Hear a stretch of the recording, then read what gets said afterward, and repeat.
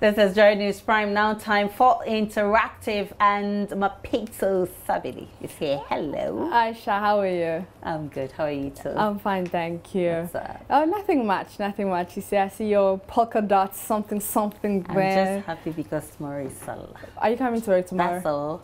Unfortunately. Oh, okay. It's okay. It's life. These things happen. You chose this life. Anyway, so you know how to join the conversation. Yes, on Facebook and Twitter, we are Joy News on TV. So keep your tweets and comments coming.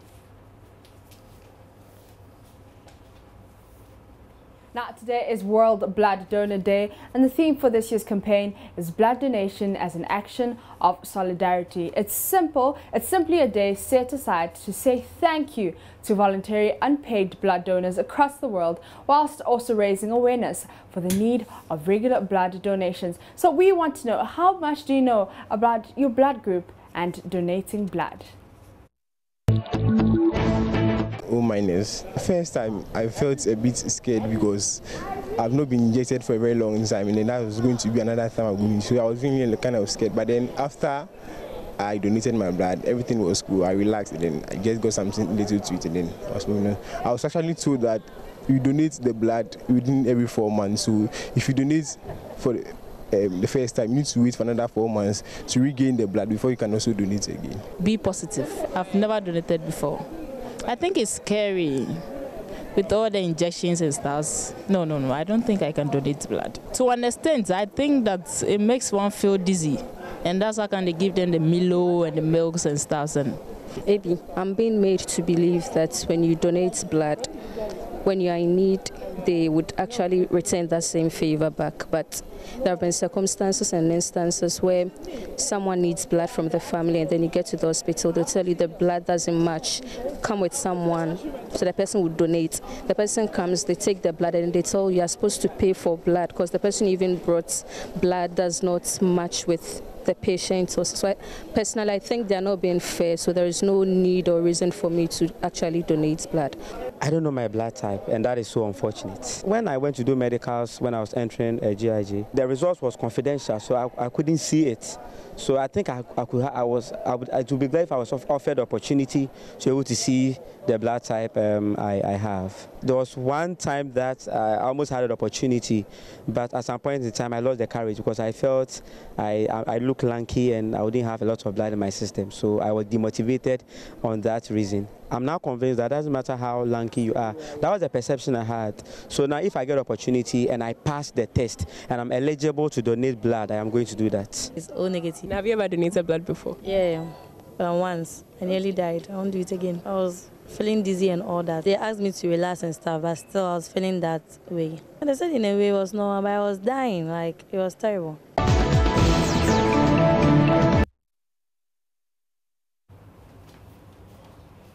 Now, Aisha, before we go to Facebook, have you donated blood before? Yes, I used to do it when I was in secondary school. I remember when you finish, they'll give you some Milo and things. They don't ask you to sleep for a while before you leave. But after school, I really haven't done it. Okay, so this weekend, or maybe next week, please go.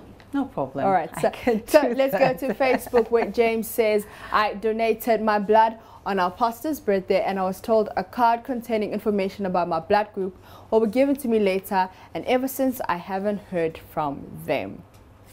And Raphael Doe says, I'm proud to be a donor, and blood donation saves lives. A+, and I have donated more than 5 times. Charlotte Osei says, no, I don't know my blood group. I'm just the keke. I've never donated blood before. Justice Kofi says, yes, I'm O positive and donated blood in our church before star of the C Catholic Church, Dan Suman. And Benjamin says, 2 different hospitals have given me 2 different results, so I don't know which one to believe. Like, seriously, how can that happen? How is that possible? Wow, I'm yet to go for the finals, and I'm not motivated to donate blood in Ghana because the touted benefit is just a hoax. When the system begins to work, we all will be motivated to donate. And Anthony Papa Mensah says, I don't know my blood group, but in senior high, I was only interested in the Milo and the milk, you see? Okay. Okay, let's go to Valano Akatia, who says, I'm B positive and a regular donor. It is not scary at all. And Baya Jeremiah says, I know my blood group, but I have not donated yet. So what's your blood group? I'm an O positive. Okay. Yeah. Nice one. I still need to donate. Oh. Yeah, I still need to donate Right. soon, very soon. All right. Now, the Member of Parliament for Lejo Kuku constituency, Dr. Okeboy, has called for effective monitoring of health facilities to enable the public to access emergency health services. He told journalists that toll-free numbers would create a linkage among health facilities and enable individuals with emergency health conditions to be connected to health facilities for treatment. I think toll-free number, putting a toll-free number across for us to call when we are very sick, I don't think is the best, because at that moment you are even in a rush, you are in a hurry to send your relative to the hospital. You're now going to pick your phone, to call, and then if the person is not picking up your call. So I think we can send the person to the hospital. The nurses can find first aid for the person, and then he or she can be transferred to a hospital where we believe there are enough beds. This toll-free, to me, okay. What about the location? Location too also counts. When you look at the toll-free, location also counts. What if you are staying down somewhere and when you call it toll-free and they ask you to go to, let's say 37. What about that? Well, I think it's not a bad idea, and it's good to initiate that. Yes, it's to give people easy accessible to the hospitals. Yes.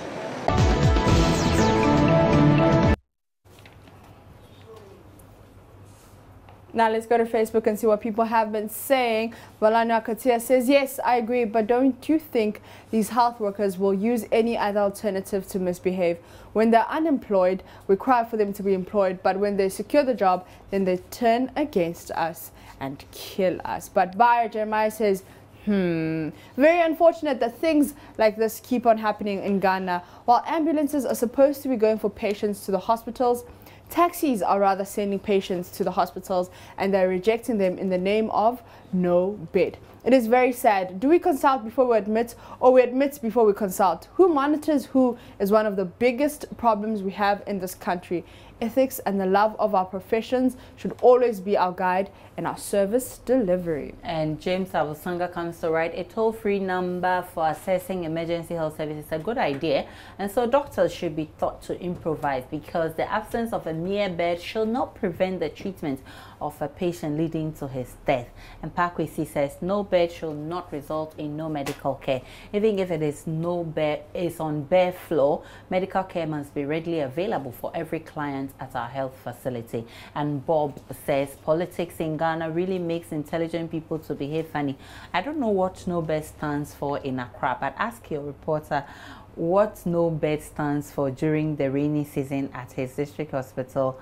Well, I'm trying to make sense of what he's saying, and says that, okay, Anaman says, has government investigated and found out the root cause of that no bed syndrome? What politicians do is to just talk and waste the taxpayers' money, living luxurious life. Does this MP even visit health facilities in Ghana when sick? This talking can be done by any ordinary Ghanaian. They should be proactive and stop wasting money on unnecessary things. And Brosikeni says, I think it is true, but we find a permanent solution to this no bed syndrome. And if mattress is the problem, then let them use our local mati, kete, anameboa. All right, those are very interesting comments there. And finally, the World Cup is here and the first game has been played. The host nation, Russia, has wowed us by scoring a whopping 5 points to 0 to Saudi Arabia. So we asked you again on the streets, which team do you think is taking the cup home? World Cup, no, Spain. Spain. I believe Spain or England. Yeah. I think Brazil. Brazil, yeah, with the group of players they have in now. Their keeper is one of the best keeper in Europe. Alisson is very good. When you come to the defense, they have Thiago Silva. He's an experienced defender. He's very good. And then midfield too is being marshaled by Casemiro and then Fernandinho. And then when you get to the up front, there is Neymar there. You know Neymar's price tag. By all means, he would like to prove himself. Spain to win. I support Spain. Brazil has quality players. They've prepared very well. And every year, they've been doing well. So this year, I think they will win the World Cup. You see Germany, I'm giving to Germany or Russia. I think Germany can win the cup.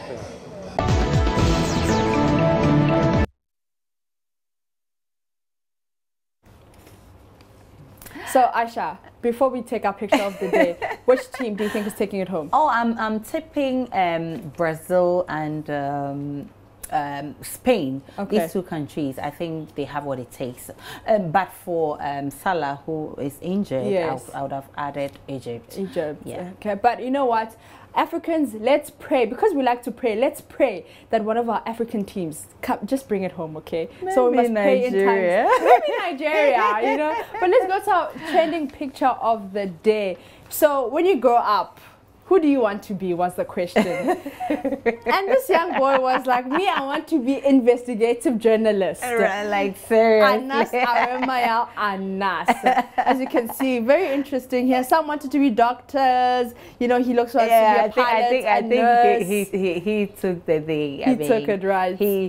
Anas Aremaya Anas is the name. That's it. All right, let's see if we can get some comments on that. We already have 127 shares, but Philip Kwating says Kennedy Ajapong will be releasing the pics of this child soon.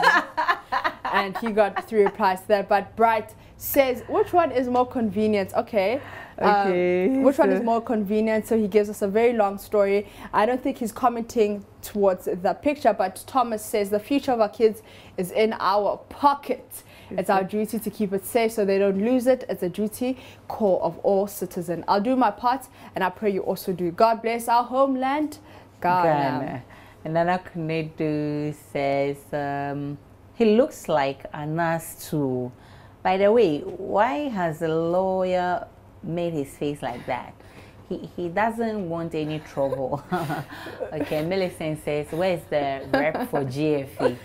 Okay, Hanny Moore says, aside Anas, I think there are too many nurses and doctors. So who's going to feed them? And Gideon Osei says, Kennedy Ajapong be telling him like. And Aziz says, is that Kwesi Nyantachi's son? And Cheer Jacob says, Anas as a person is a profession of his own. All right, it's been a wonderful edition here on Joy News Prime of the Joy News Interactive. Africans, let's pray for our countries to just bring that cup home. To Aisha, Africa. to All right, thank you very much for the interactive segment.